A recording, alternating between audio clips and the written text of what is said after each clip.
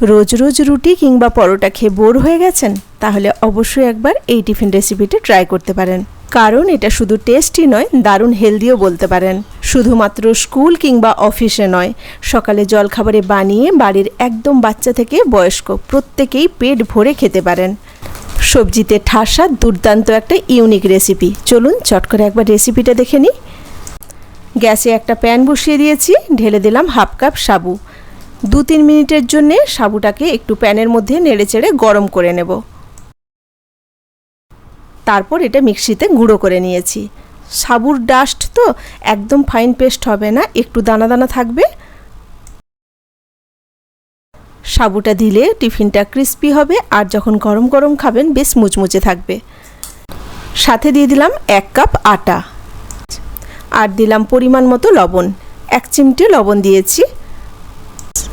সাথে দিয়ে দিচ্ছি হাফ চামচ চিলি ফ্লেক্স, আর দিলাম ধনেপাতা কুচি।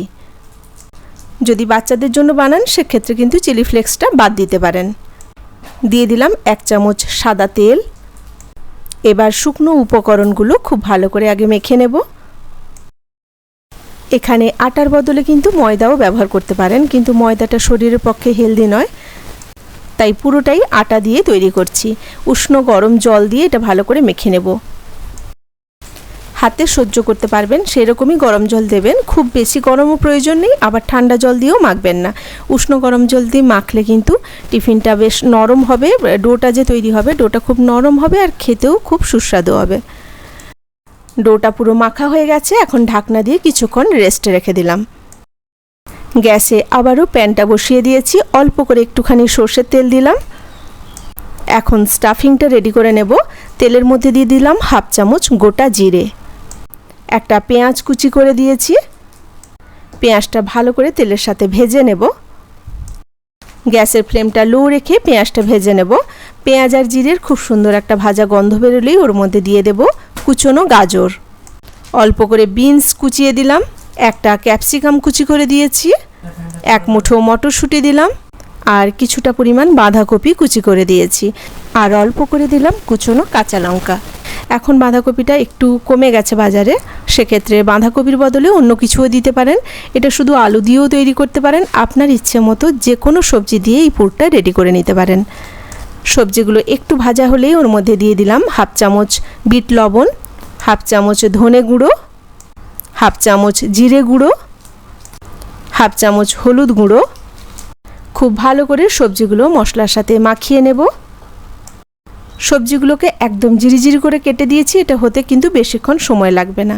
2-3 মিনিটের জন্য ঢাকনা দিয়ে দিয়েছিলাম। এতে দেখুন সবজিগুলো একদম সেদ্ধ হয়ে গেছে। এবার দিয়ে দিলাম বেশ খানিকটা ধনেপাতা কুচি। ধনেপাতাটাও খুব ভালো করে মাখিয়ে নেব। যেই সবজি দিয়েই বানান না কেন স্টাফিংটাকে এইভাবে তৈরি করবেন, তাহলে ভীষণ টেস্টি হয় খেতে। সবশেষে দিয়ে দিলাম টমেটো কেচাপ। টমেটো কেচাপটাও ভালো করে সবজির সাথে মাখিয়ে নেব। স্টাফিংটা কিন্তু একদম রেডি হয়ে গেছে। এদিকে যে ডোটা মেখে রেখেছিলাম ওটা এখন ঢাকনা তুলে আরও একটুখানি ভালো করে মাখিয়ে নেব। ডোটা যেহেতু গরম জল দিয়ে মেখেছি আর সাথে সাবু আছে, তাই একটু নরম করেই মাখবেন, কারণ এটা ঠান্ডা হয়ে গেলে একটুখানি শক্ত হয়ে যায়। তাই আবারও একটু ভালো করে মেখে নিয়েছি। এখন এখান থেকে লেচি কেটে নেব। এই লেচিগুলো আমরা রুটির জন্য যে লেচিটা করি তার থেকে একটু বড় সাইজে লেচি করবেন। এবার এগুলো ভালো করে বেলে নেব। একদম বড় সাইজের একটা রুটি বানিয়ে নেব। এই টিফিনটা 1 পিস কিন্তু 2টো রুটির সমান হবে, কারণ এর মধ্যে আরও স্টাফিং ঢুকবে। তো 2টো রুটি খেলে যদি পেট ভরে যায়, সেক্ষেত্রে এই টিফিনটা একটা খেলেই পেট ভরে যাবে।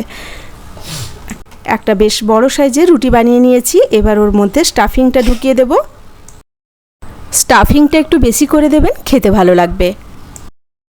রুটির যে কোনো একটা সাইডে স্টাফিংটা দিয়ে এইভাবে লম্বালম্বি করে সাজিয়ে রুটিটাকে গোল গোল করে মুড়ে নেব। যেমন আমরা রোল তৈরি করি সেরকমই একটা রোল বানিয়ে নেব। এবার এই রোলটাকে আবার একবার মুড়ে নেব। স্টাফিংটা মাঝের দিকে বেশি করে রাখবেন, আর সাইডেরগুলোতে দেওয়ার দরকার নেই, তাহলে মুড়তে সুবিধা হবে।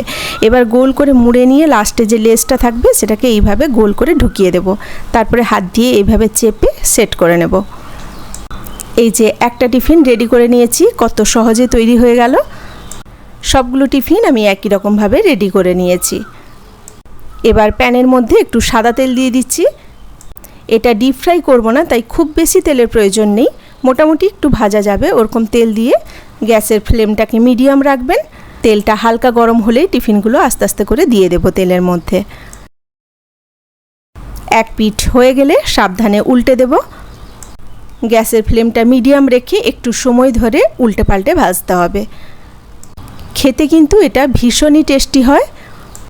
গরম গরম একটু সস দিয়ে খাবেন, দুর্দান্ত লাগে খেতে, একদম মুচমুচে থাকে, ক্রিস্পি থাকে। একবার অন্তত বাড়িতে এইভাবে বানিয়ে খাবেন বা বাচ্চাদের স্কুলে একবার দিয়ে দেখবেন, ওরা ভীষণ মজা করে খাবে। সবগুলো ভাজা হয়ে গেছে, এবার এগুলোকে আমি তুলে নেব। কেমন লাগলো আজকে টিফিন রেসিপি ছোট্ট একটা কমেন্ট করে জানাবেন। আর যদি ভালো লেগে থাকে তাহলে একটা লাইক দিয়ে পাশে থাকার অনুরোধ রইল। ভিডিওটি শেষ অবধি দেখার জন্য অসংখ্য ধন্যবাদ। সকলে ভালো থাকবেন, সুস্থ থাকবেন। কথা হবে আবার পরে ভিডিওতে নতুন কোনো রেসিপি নিয়ে। আজ এই পর্যন্ত, নমস্কার।